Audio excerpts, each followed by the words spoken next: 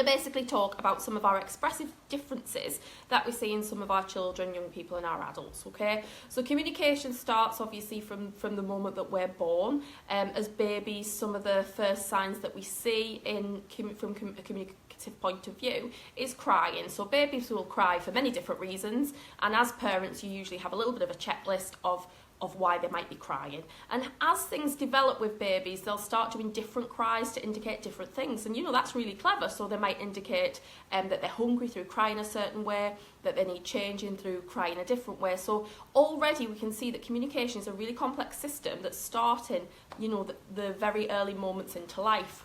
Now, some of the differences that we see in children that later maybe go on to have a diagnosis of autism, particularly in little ones, is that kind of lack of the eye contact, or the lack of the smiling and the gestures. When you're looking at a baby and you can kind of make funny noises and they might make noises back. All them little things can sometimes, not always, but sometimes be early indicators that there's something happening from a communication point of view that might need, considering further, okay? So basically, the first 6 months of life, our babies and little ones will start to make certain sounds. So they'll make sounds through crying, and then they'll make sounds through maybe, goo goo gaga, and you'll respond to that in a way that is purposeful for you and your child. And that's really important, because that's when them neural pathways are starting to work and starting to develop, and your child understands that you're having a mini conversation with them, really, from a very, very early age, through them little noises and them little sounds that they make.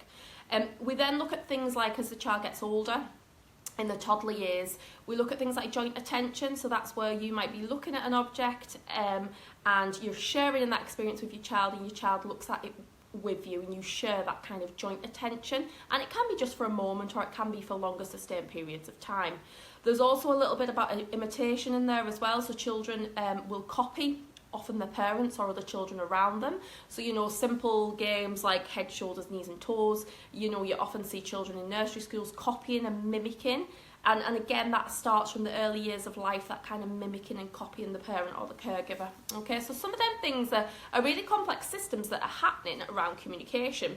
And sometimes in some of our children that have them communication differences, they may be delayed or they might be absent in some way. Okay, so as we get older, or go through the kind of the developmental milestones, if you like, it's usually this lack of kind of speech development that sometimes triggers the the health visitor or the portage worker into kind of thinking, there's something happening here that's a little bit different, and we need to kind of get that checked out. So we often get children that might have very limited speech, so they might not use words at all, they might not use sounds at all.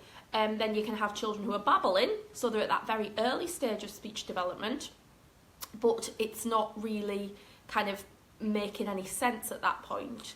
You then have children that can make sounds and can engage in that babbling, but they're not actually making words. We then have children who make words, but they don't get them right, so they might lose the first or the last sound to a word, or they might not be able to pronounce certain words with it, certain sounds within the word. And then we obviously have more complex kind of differences around, putting words into a sentence and then kind of sharing that sentence with someone, and that then opens up a whole host of different communication things that we need to start looking at. So some of the things that you may see in your child or adult, of course, is real difficulties pronouncing sounds or making words or forming words to make a sentence.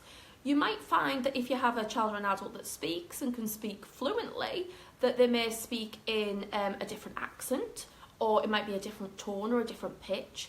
They may speak quite monotone and quite robotic sometimes, so there isn't that fluency to the words, and all that's about kind of developing them patterns of language, particularly in the early years.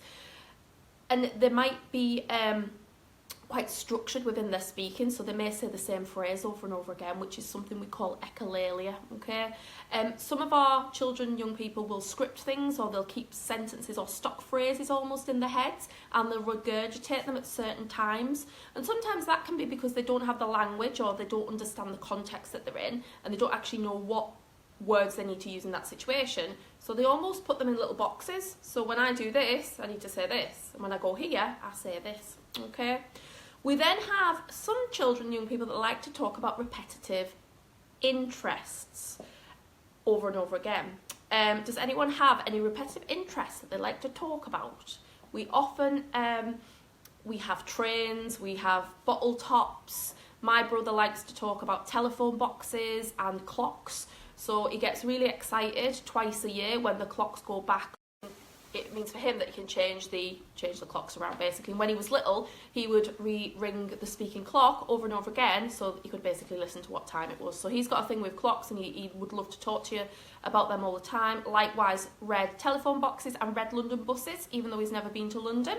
And what we think in autism is them special interests is just like any of us having our own interests, but for them it could be a safety mechanism. So it could be that if I know everything I need to know about bottle tops and I can talk about bottle tops, then that's safe and it's predictable, and then I don't have to get into that whole thing of communication where I've got to wait for you to respond to me and I've got to understand them non-verbal cues and I've got to give a bit of eye contact. If I'm just sitting here talking about bottle tops, then you lose a lot of that need to be social, really, okay? And that's another thing about expressive differences, is they may not show appropriate, or there might be a lack of body language and non-verbal subtleties that we all use with our bodies when we're communicating. So I use my hands a lot when I'm communicating. For some of our children, young people, they might not understand what this means, okay? So lots and lots of differences from an expressive point of view. Now what we're going to do is, because I just wanted to touch on that, next week we're going to look at some of the strategies that you can try in order to develop expressive communication. And remember, sometimes we hear reports where it says the child's got no communication at all. Your child or adult will be communicating, it'll just be in a different way. So it might be that they point, or they tap something, or they take you to an object because they want it. They're still communicating, they still have that ability. It's just about trying to build on that and understand what that behaviour means for your child.